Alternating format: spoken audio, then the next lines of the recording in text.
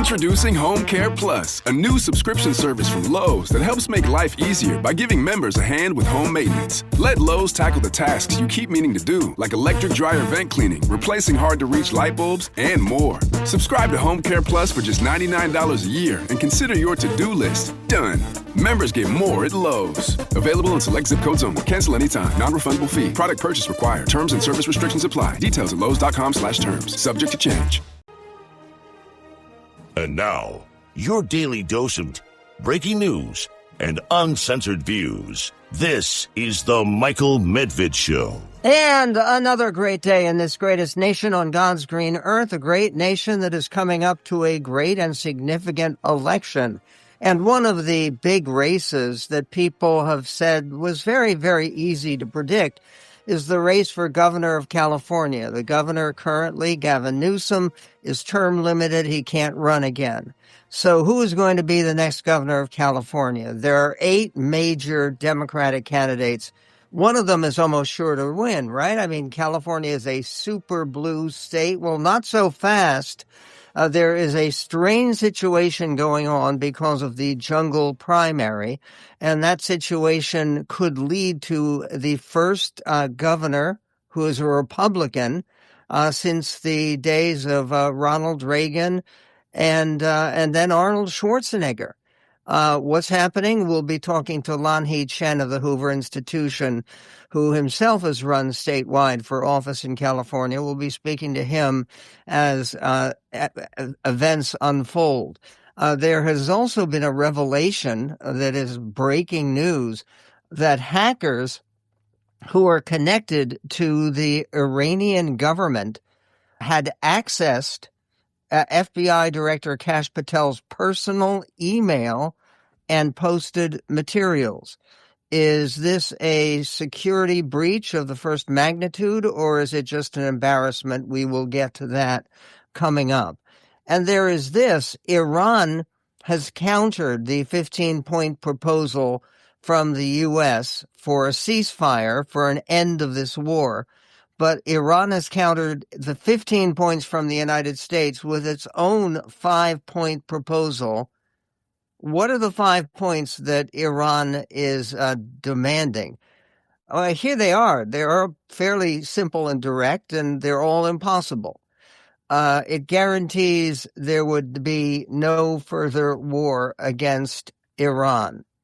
Okay, no further war, regardless of the way that Iran behaves and whether or not they actually do cease their nuclear program. It would also be guaranteeing no more killing of Iranian leaders. I think that one, if they have a peace agreement, they could do.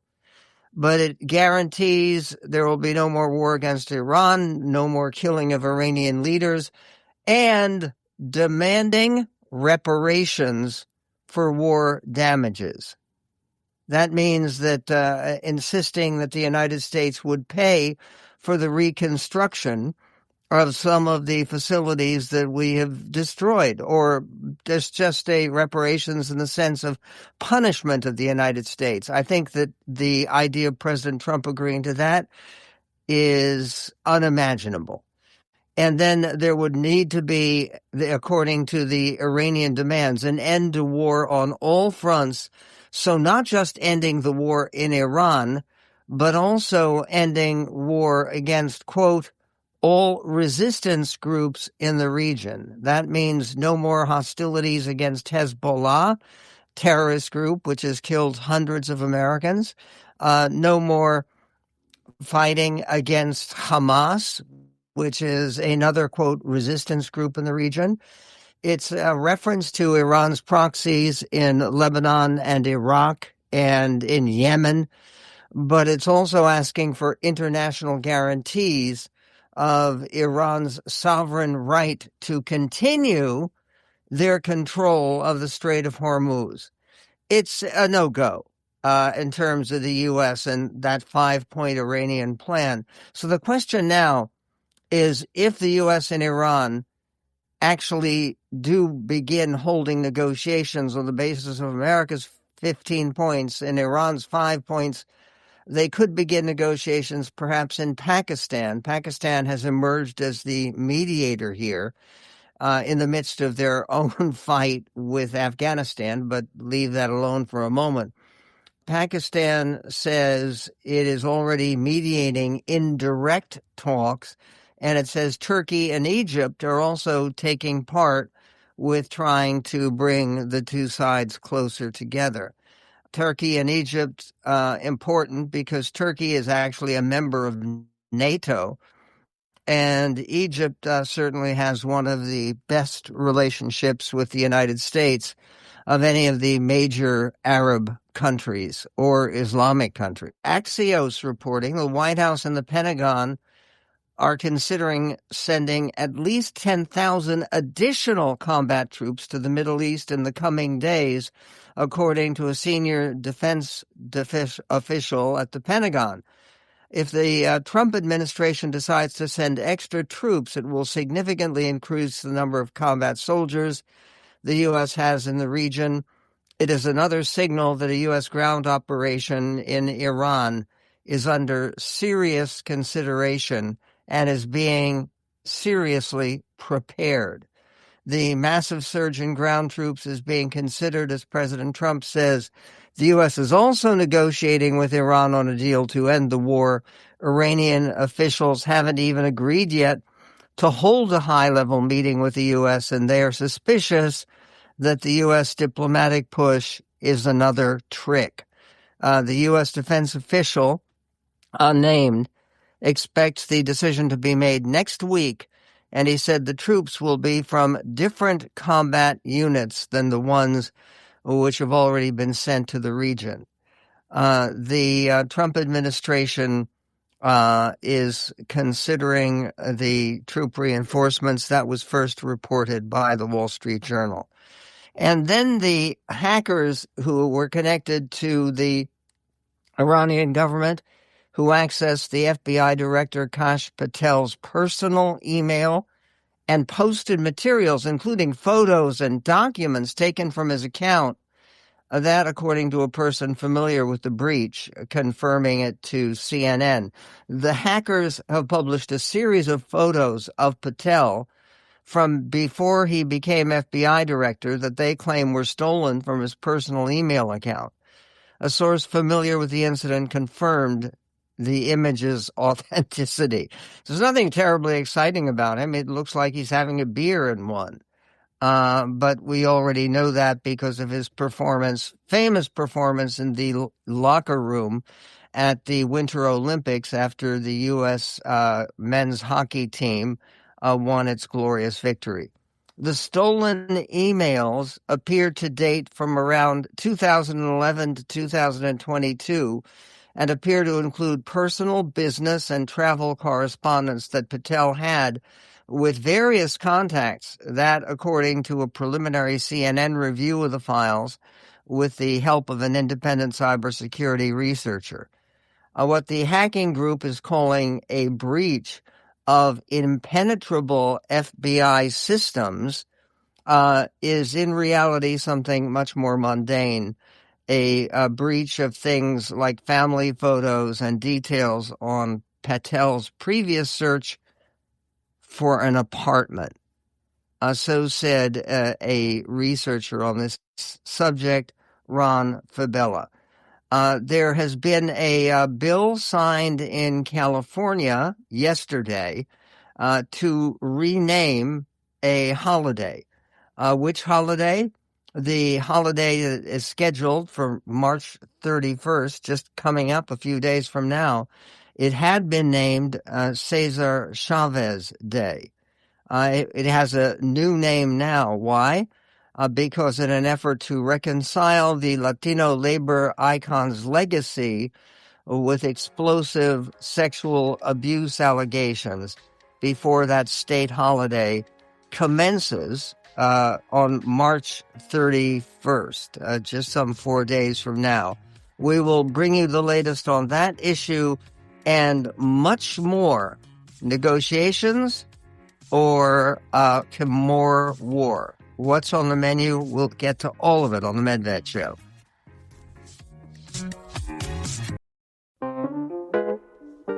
Not sure how to tackle your taxes? Are you sweating the small print? You may be experiencing FOMO, the fear of messing up. The answer?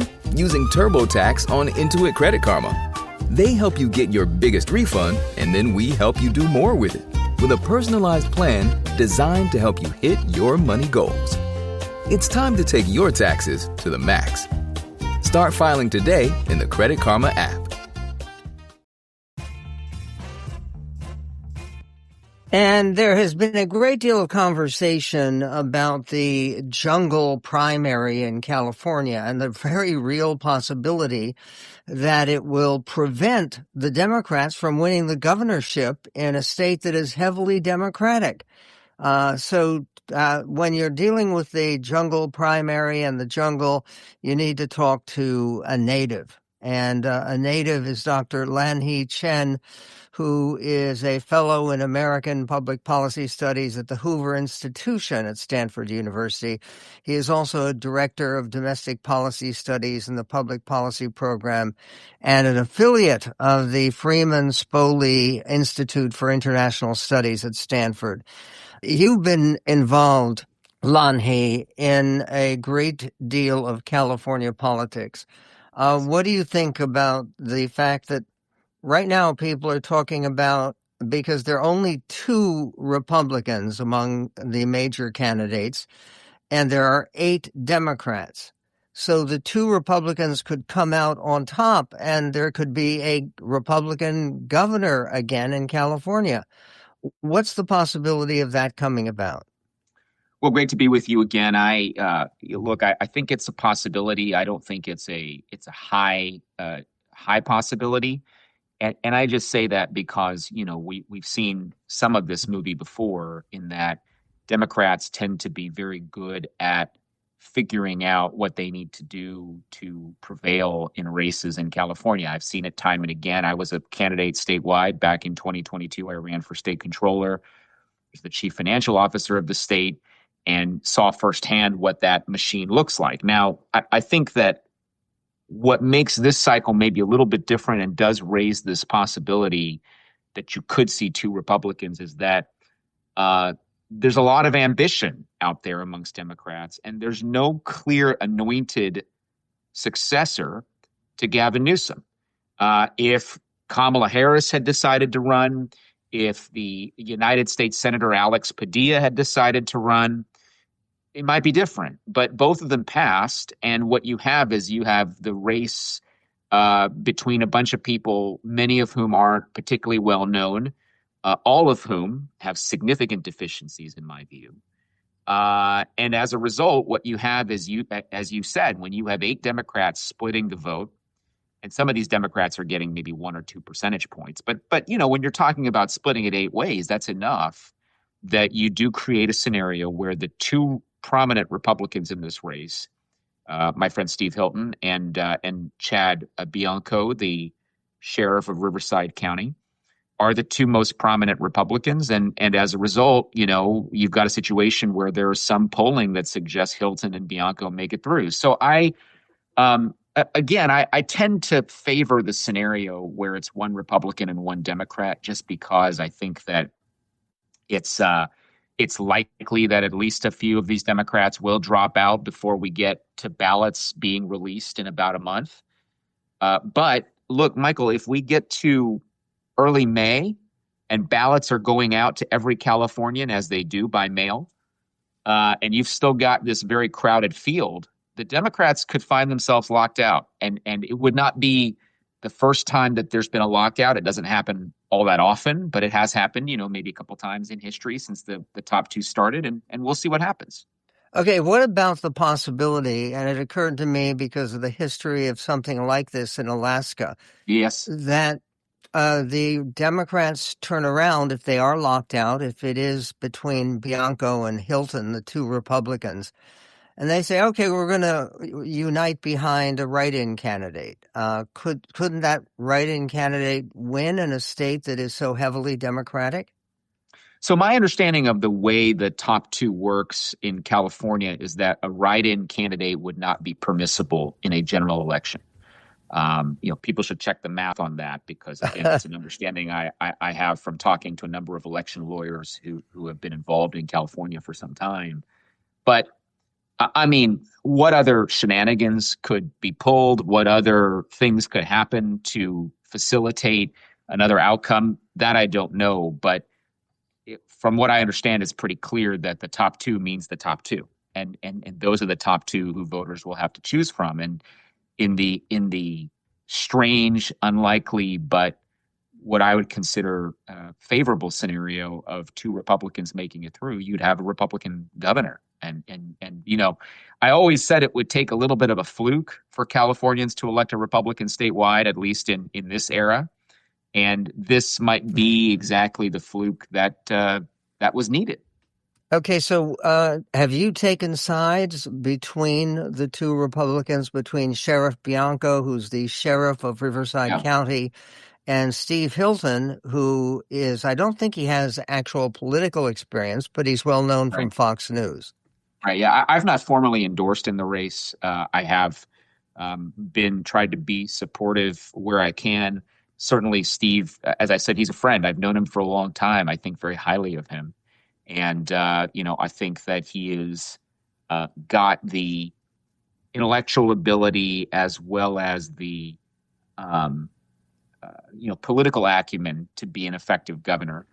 But I haven't formally made an endorsement in the race, no. How about the last Republican governor of California, whose name was Arnold Schwarzenegger? Has he taken a position on this race?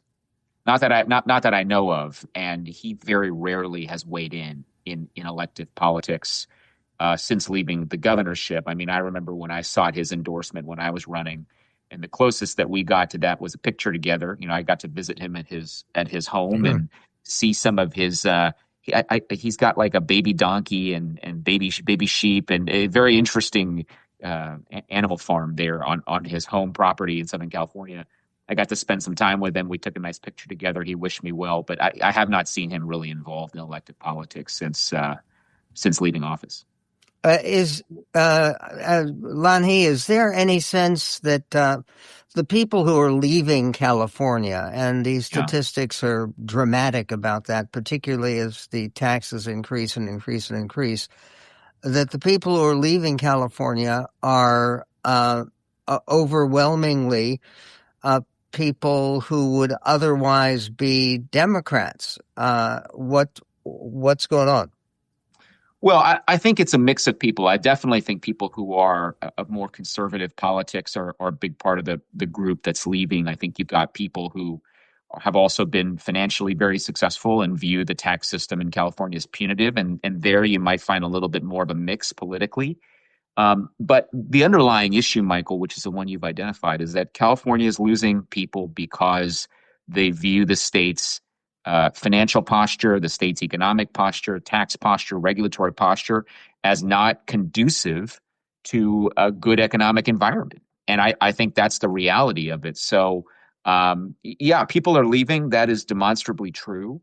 And that is another reason why I think the state continues to punch below the weight it should be punching at, because you've got policies that don't make a whole lot of sense, and then people advocating for policies that make even less sense, like the billionaire's tax or other punitive measures. Thank you to Dr. Lanhee Chen. And coming up, President Trump once again brags about his score on a cognitive assessment. We will get to that and more on the Michael Medved Show. Sign up today for our free weekly newsletter at michaelmedved.com.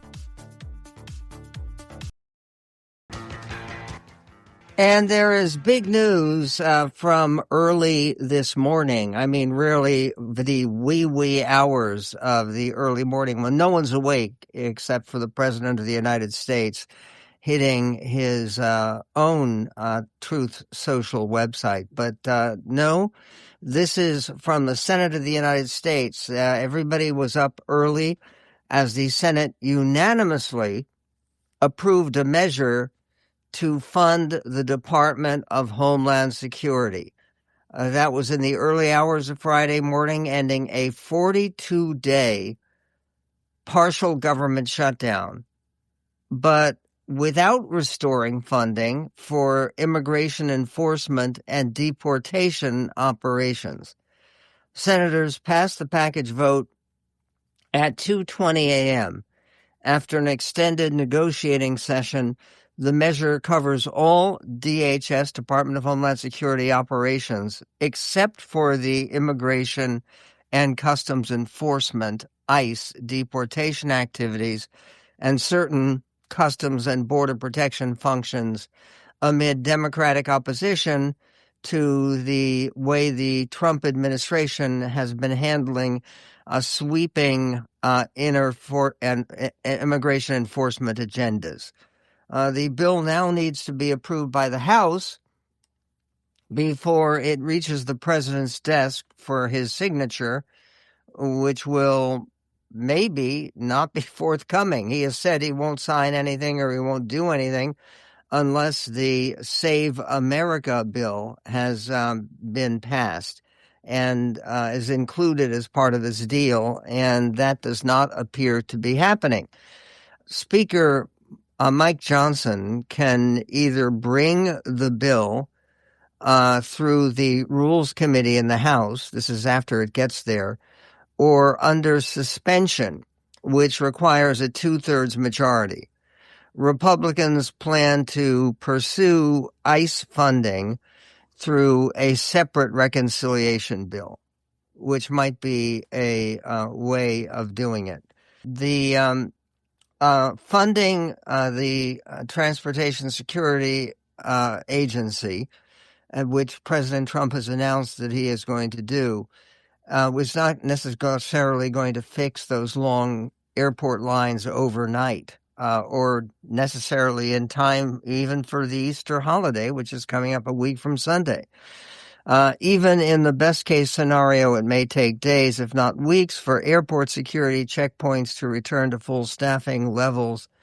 Union leaders say roughly 61,000 TSA employees are working without pay during the shutdown, which began February 14th. They're supposed to get paid after all of this is settled.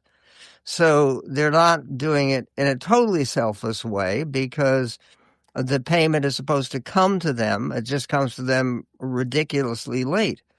The workers will likely miss their second full paycheck as soon as today after not receiving their first full paycheck in mid-March and only getting a partial paycheck at the end of February. But none of this stops the President of the United States from a cabinet meeting, which occurred yesterday. And in that cabinet meeting, the president brought up one of his favorite subjects, which is his own brilliance and genius and status as an intellectual powerhouse. He brought up the fact that I am the only president that ever took a cognitive test.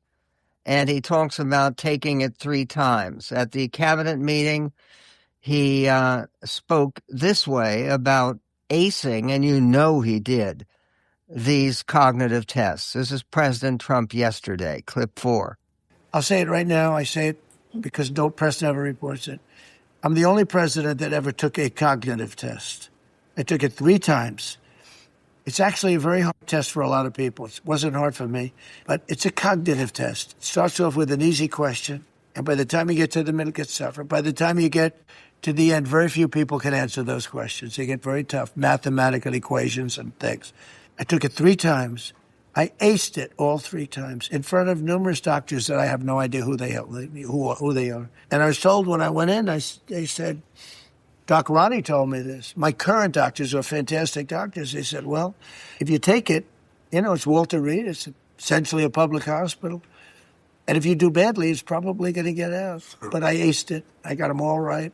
And one doctor said, I've never seen anybody get them all right. I've been doing the test for 20 years.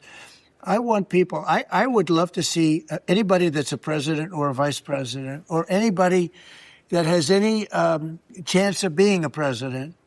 I would like to see them take a cognitive test. They have some examples of the most common cognitive test that they give, which is called the Montreal Cognitive Assessment.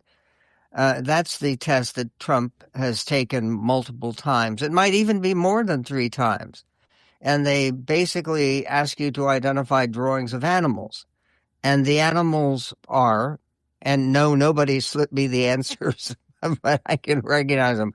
There's a lion on the far left, a rhinoceros in the center, and a camel.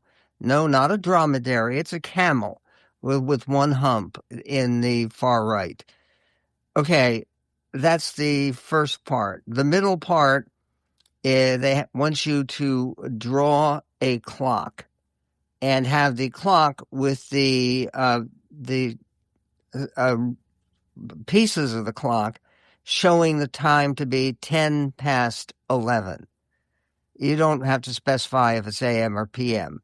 And then you're supposed to read a list of digits and to repeat them in a forward order. And the list of digits says 21854, and then you repeat them in a forward order. And then you have to repeat them in a backward order. Okay, and then you read a list of letters. The subject must tap with his hand at each letter. No points if there are 2 errors. Okay, this is all not quite what the president says it is. It first of all, why is he taking these tests again and again and again, except that people have doubts about his cognitive ability?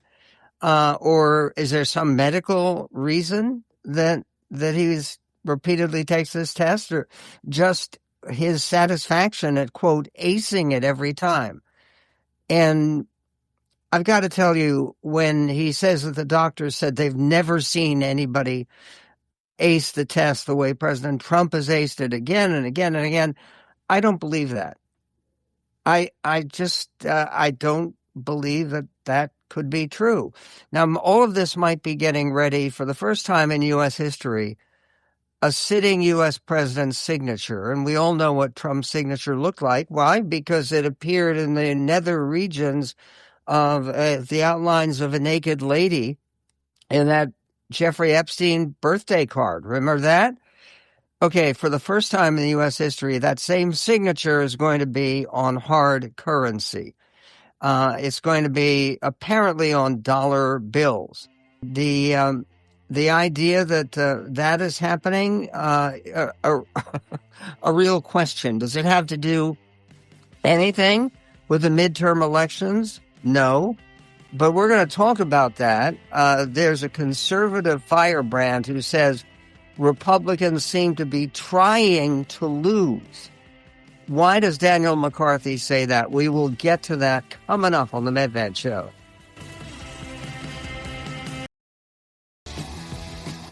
There are struggles and combat everywhere, including political combat here in the United States. There's a provocative article that just appeared in The Spectator, and it's by Daniel McCarthy, who is the editor of Modern Age, a conservative review, and he's a member of the board of the American Ideas Institute. And he asks an uncomfortable question. Are Republicans trying to lose the midterms?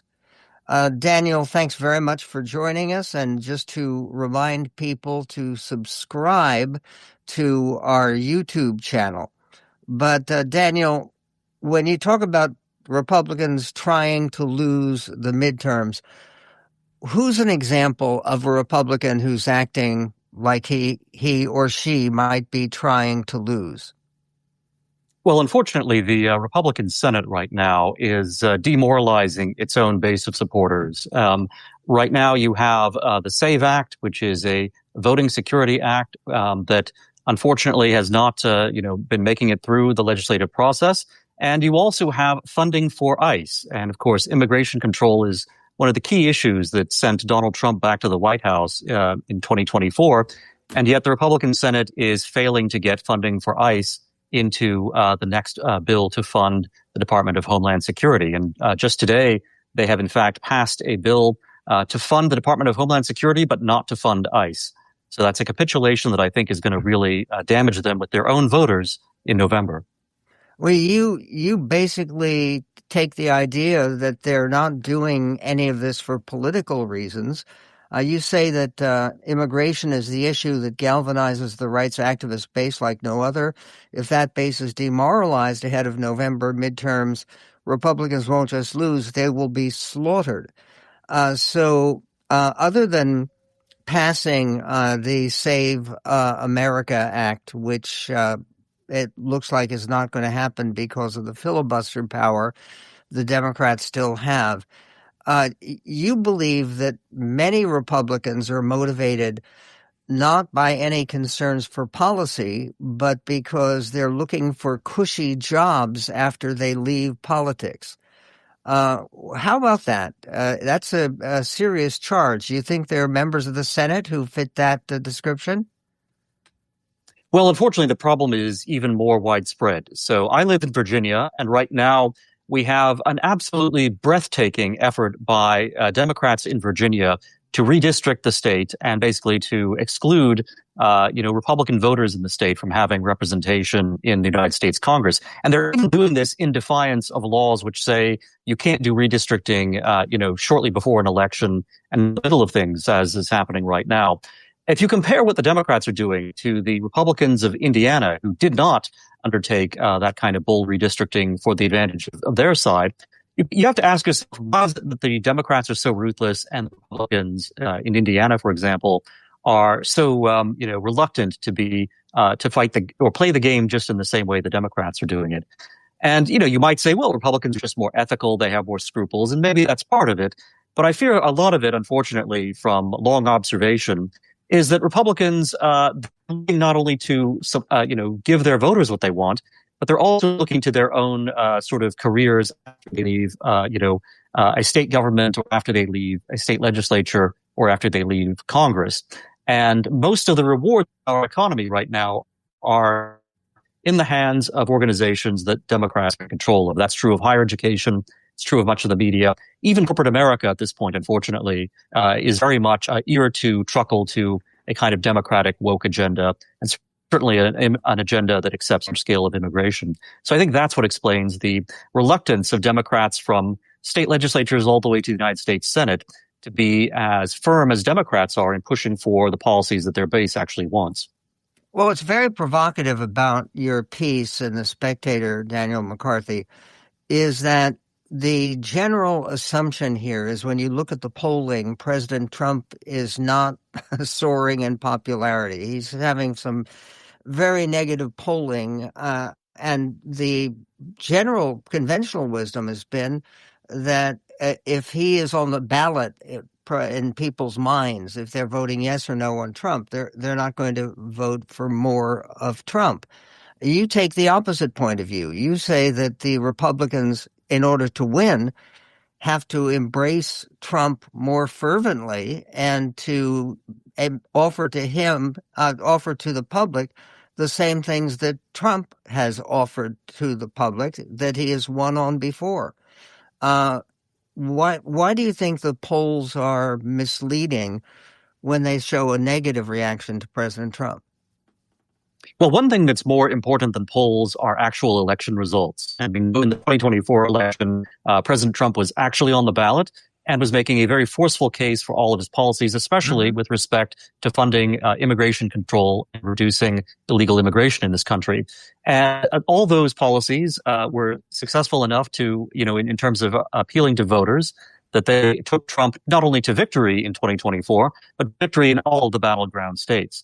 So there certainly is a significant portion of the American public that is energized by those issues, as well as by President Trump personally. And that is largely what the Republican voting base consists of in 2026 as well.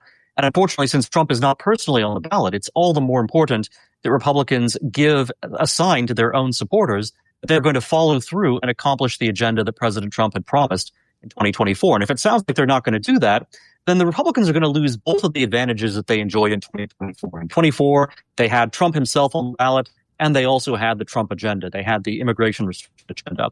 In 26, obviously because it's a midterm congressional election and not a presidential election, they're not going to have Trump himself personally on the ballot, but they could at least have the Trump agenda. If they don't do that, then what incentive are they giving to Republicans and conservative voters to actually get to the polls in November and cast their ballots for Republicans?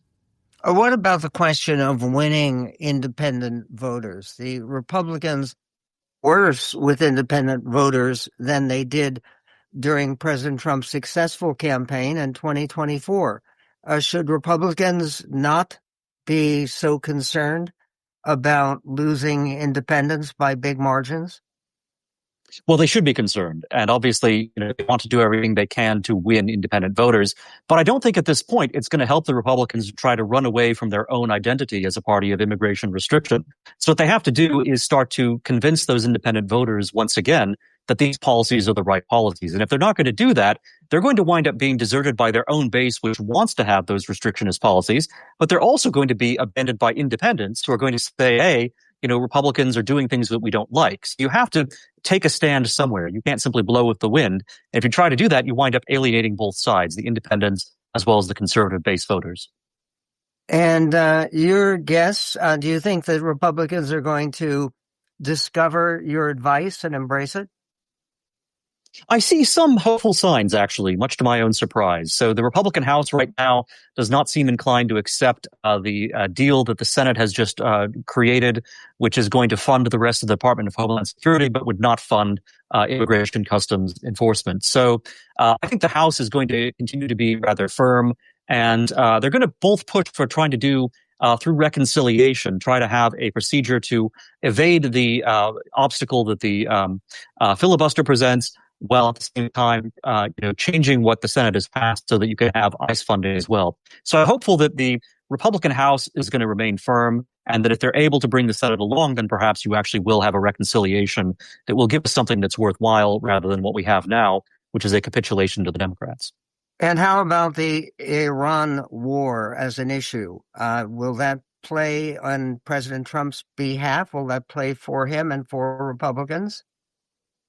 Right now, the polling certainly suggests that it would not work in his favor. And I have to say, there is a danger that come November, you may have the same sort of attitude among the American public we saw 20 years ago in 2006, which, of course, seemed like it was a referendum in part on the Iraq war. And Republicans did very badly and, in fact, lost the Senate as well as the House that year. So I think there is a great, impetus coming from the American people to conclude the war successfully, but also quickly. And if the war seems to be dragging on, it doesn't seem to be successful, then indeed voters, including some Republican voters, will start to question whether they want to continue supporting the party. Daniel McCarthy was our guest. He is the editor of Modern Age and the author of a piece that is very controversial, that appeared in the Spectator. Are Republicans trying to lose the midterms? We will be getting to other considerations, the latest news on whether the U.S. is or is not actually negotiating with Iran in negotiations that are being mediated apparently by President Trump's favorite field marshal, who's Pakistani. It's all complicated and fascinating, and let's hope means the best for this greatest nation on God's green earth.